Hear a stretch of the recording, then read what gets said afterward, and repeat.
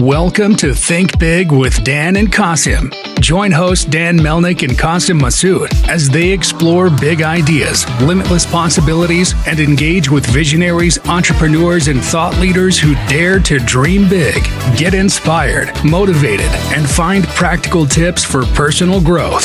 Think big, dream bigger, and ignite your potential.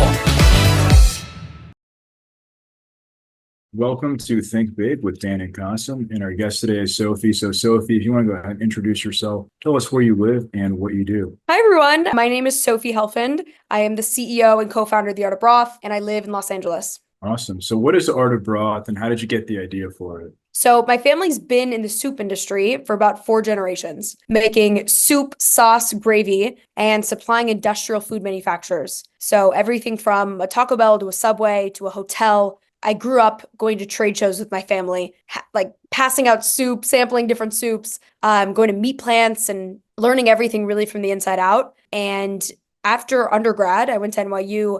I worked in venture capital for about 1.5 years. And in the meantime, while I was there, my dad was trying to figure out 2 main things. So really the premise of the business was, is there a way for us to eliminate the largest expense in the soup industry, which is shipping liquid? So it's about 75% of your OpEx. The second was, is there a way for us to replicate the flavor of bone broth, i.e. chicken, beef, so on, without actually killing the animal? So he spent about 2.5 years in R&D, figured out a way to dehydrate the family recipe, pack it into a single-serve tea bag, and then also figured out how to match the flavor. So the whole line is plant-based. So about 8 months ago, maybe 9 months ago now, the industrial main soup business was under acquisition, and they had to figure out what to do with this kind of R&D project called the Art of Broth. And kind of at the last minute, my dad said to me and my older brothers, if any of you want to take over the Art of Broth, we'll exclude it as a separate entity, create a new EIN, you could rebuild it, scale it, and continue the family legacy. And so I was like, all right, send me some more samples. Let me make sure it still tastes how it did before. And it did. And so handed it out to my colleagues, my friends, investors that I worked with. And I said, do you think that there's validity to this? And they said, Sophie, this is the most innovative hot beverage we've seen in 100 years. Like, you have to do this. So I quit my job in venture. I moved back to LA, and now I'm building this company. Amazing. That's a really cool story. So yeah, I mean, I guess like as of now, right? Like, are you guys mostly in retail, D2C, Amazon? What does that look like for you?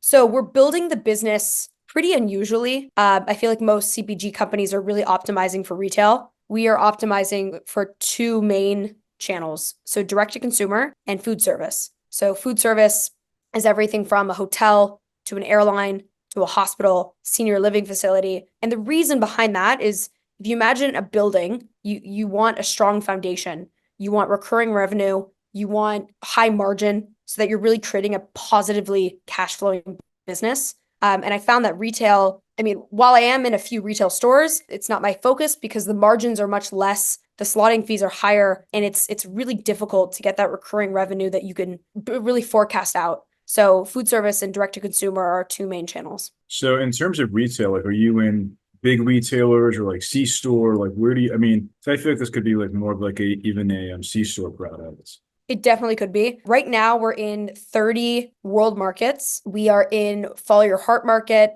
We're talking to a few retailers on the East Coast right now, but I can't share those names yet. But really, small independents is what we're focused on, and really it's just inbound. So if a retailer reaches out to us, there's no slotting fee, then I'm open to it, but I'm not doing much outbound search to be in like a Walmart or a Target or so on. What about D2C? Like, what have you done there so far to grow this business? Well, I do TikTok, I do Instagram, I do everything organic.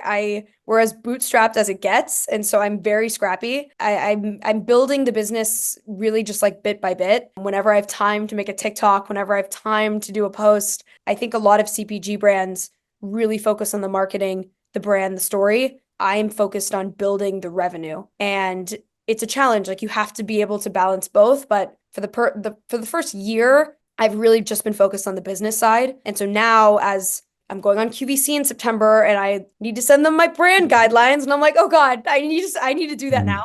Like, it's time. So I'm like just now starting to do that stuff, but it's been all organic to date. So has it been just like organic posting, reaching out to people in your network, things like that? Yeah. literally organic. So I make TikTok videos that are somewhat embarrassing. And if this was a year and a half ago, I would have never posted something like this. But then you kind of cross the chasm of like, you got to do it for the business and leave the ego and everything aside. And you just put yourself out there. And it's a hard chasm to cross. But I mean, once you do it, then it just becomes like, I don't really care. Like anyone can see me and it's fine. And as long as it makes sales, I don't really care. Yeah, like the first ones are very difficult, but after you kind of like get the hang of it, it's much easier. So in terms of your customers, like what have you noticed in terms of like ideal customers, customer profiles, maybe just something different than what you thought, before you launched this business? So the initial customer demographic in 2018, when this company was first launched as an R&D project, was primarily women in the Northeast who are stay-at-home moms who use this kind of as a weight loss, like healthy snack beverage product. Now in 2024, the landscape is much different. So the test that I've done is we've set up multiple landing pages, one for kind of the health benefits, where you have like turmeric and ginger for anti-inflammatory, antioxidant, 10 to 14 calories, 0 fat, really focusing on this is a product that can curb your cravings without all the calories. So we're seeing that page resonate with people my age, like in their 20s, 30s, and 40s, particularly women. There's another angle of like de-stress, which actually I find a lot of men in their like mid to late 40s are gravitating towards as something to bring to the corporate office. And they have it late afternoon as an alternative to coffee or tea. But really, I mean, we're only 8, 9 months in, so we're really figuring out who our customers are as we go. Makes sense. But I guess like what have you seen? I guess like obviously 8 or 9 months is not that much time, but it's probably just a good amount of time to get some data. So like what have you seen? Like who is typically buying it? It's across the board. Like Okay. it's really, I mean, I have 20-year-olds in college that use this as a low calorie snack. I have women in North Dakota that drink this when they're teaching classes. Like it's literally across the board, which is why building the brand is so difficult because I have so many different age ranges and demographics. And so honing in on the one that's going to be the stickiest is really difficult, but it's something I'm trying to work on. For sure. So I guess like besides that, like, what would you say is the biggest challenge that you're facing in your business right now? I need to clone myself like 7 times over. No, I'm not kidding. Well, I mean, but you have co-founders, right? Like your siblings, I No, think. Okay. no, Just you. Okay. just Just me. you. Okay. Just me. Yeah. Okay. My biggest challenge is just having enough hours in the day. I mean, there's so many things to focus on when you're a solo founder. Freight and logistics, accounting, biz dev, samples, influencers, marketing. I mean, there's a million hats that you're wearing at once. And you really have to be cautious with how much time you spend on each category because Right. you can't, like, for me, it's difficult because like my background is in business and really more on the relationship side of things and like putting deals together. And so that's where I'm very comfortable in the side. So like putting a task for myself to get 3 hotel chains by the end of this date is much more comfortable than making a marketing campaign. And I have to like really force myself to write like what are our color palettes and what are our values and like how do we want to sound? Like what's our personality and tone of voice? Like those things are really difficult for me to wrap my head around. And so I've had to outsource those things, which are investments on the startup side because it's expensive, but really just learning how to balance these things as a solo founder. And especially in the areas that you're not comfortable in, figuring out either figure it out yourself or have ChatGPT help you, or you have to find someone that can do it because it's necessary. So those are like For sure. those are my biggest challenges right now. Hey y'all, it's Dan Melnick, the CEO of Zing, and I wanted to share a special offer for all of our listeners. Right now, if you need software development services, we'll give you 2 weeks of a free trial. Do you need to update your website? Do you want to build a mobile app? Do you want to update something that you've been working on for a long time? We've worked in a high-level technologies like AI, machine learning, blockchain. So shoot me a text, 817-874-2208. Thank you. Do you go out and do like demos or like sampling, things like that as well? Oh yeah. Oh yeah. Big sample. Like in LA or New York or like around the All country? over. In New York, I just did one at the E Club by Equinox. So it's like Equinox is like a little elite member club. I was at Hilton all day yesterday, training all their baristas, passing out samples. I was at Follow Your Heart Market doing demos. I do demos anywhere I can pass out product, I pass out product. do you find it like easier to sell when you're in person doing like these demos as opposed to online, posting content, things like that?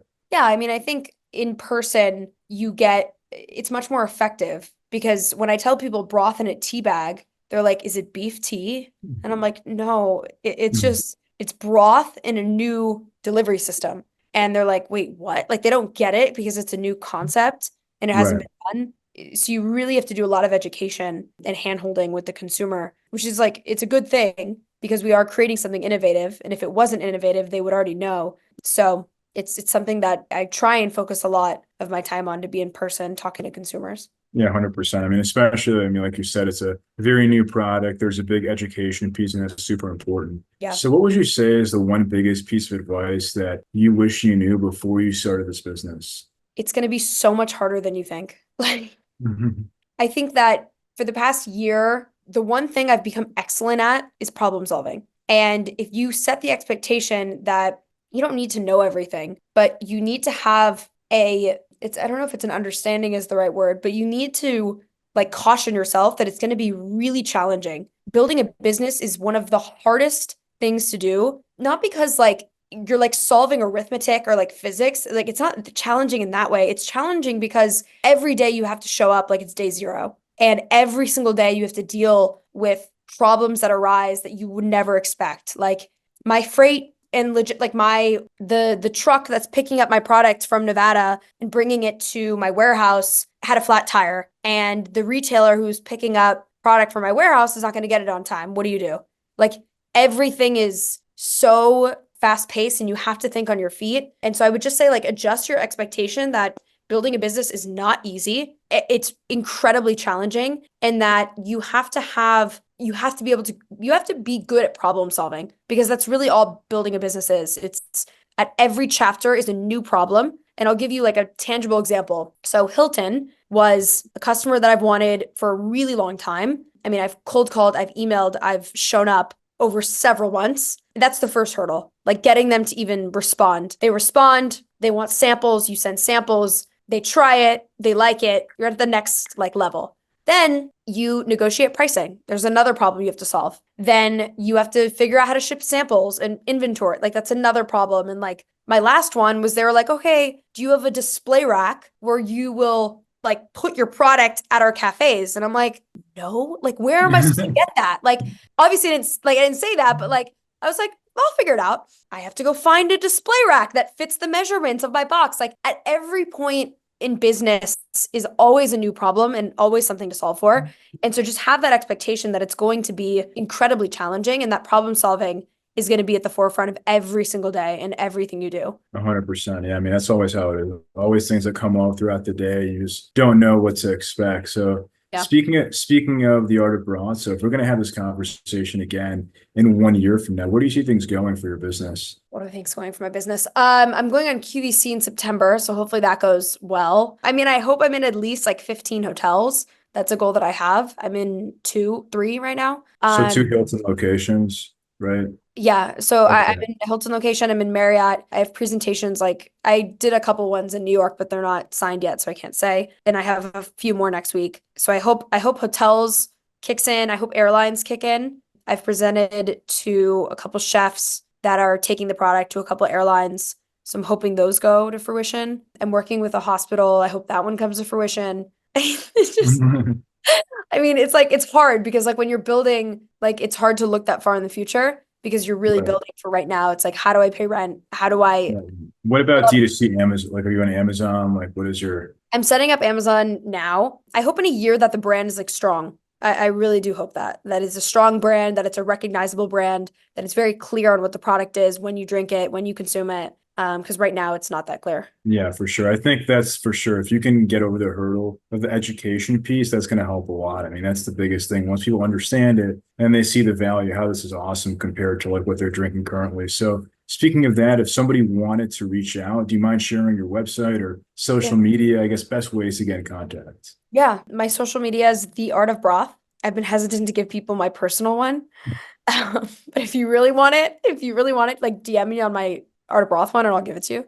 Um, just Instagram, TikTok is the Art of Broth. My website should have a form that you can fill out to contact me. And if you're an entrepreneur thinking about building a business, if you're already building a business, I'm happy to be a resource because it's not easy. And I think a lot of founders sugarcoat it when it's like really beyond challenging.